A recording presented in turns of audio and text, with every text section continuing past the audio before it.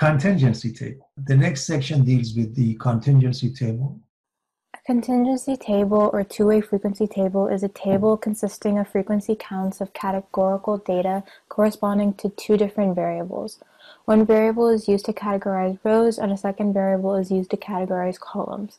When data can be tabulated in table form in terms of frequencies, several types of hypotheses can be tested by using the chi-square test. Test of independence of variables. In a test of independence, we test the null hypothesis that in a contingency table, the row and column variables are independent. That is, there is no dependency between the row variable and the column variable. The test of independence of variables is used to determine whether two variables are independent of or related to each other when a single sample is selected. Chi-square test of homogeneity. Test of homogeneity of proportions.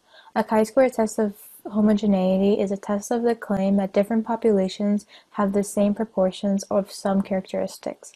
The test of homogeneity of proportions is used to determine whether the proportions for a variable are equal when several samples are selected from different populations. So the idea is that we continue using the chi-square when we deal with contingency tables. We look at the concept known as the test of independence or test of homogeneity. It depends on what type of a data we are given. If data we're dealing with a single sample, is the test of independence we are interested in, and if it's several samples, it's the test of homogeneity of proportions.